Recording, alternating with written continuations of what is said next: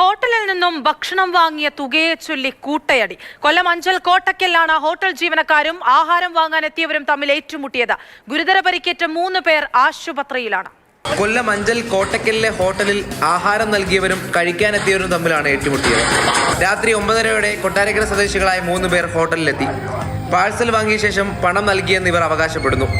എന്നാൽ പണം നൽകിയില്ലെന്ന് പറഞ്ഞ ശേഷം ഹോട്ടൽ ഉടമ പണം ആവശ്യപ്പെട്ടതാണ് സംഘർഷത്തിൽ കലാശിച്ചത്.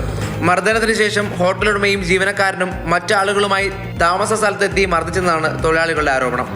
390 രൂപ എന്ന് പറഞ്ഞു ആ പൈസ 500 രൂപ നോട്ട് കൊടുത്തപ്പോൾ 110 രൂപ ബാക്കി ബാലൻസ് പൈസയും കൊടുത്തു. ഇവർ മുറുക്കാനോ എന്തുകൊണ്ടോ മേടിക്കാനെന്ന് പറഞ്ഞുകൊണ്ട് ഒരാൾ അങ്ങോട്ട് പോയിട്ട് തിരിച്ചു വന്ന് പൊതി എടുത്തുകൊണ്ട് ഇറങ്ങിയപ്പോഴത്തേക്ക് ഈ പറയുന്ന കടയിലെ പുള്ളി ഇറങ്ങി പോകാൻ വരട്ട് ആ പൈസ തന്നിട്ടില്ല എന്ന് പറഞ്ഞു.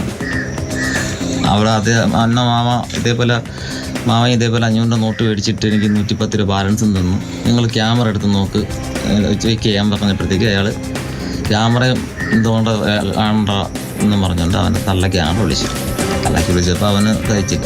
അവിടെ നിന്നുകൊണ്ട് അങ്ങനെ തിരിച്ച് അയാളെ ചീത്ത വിളിച്ചു.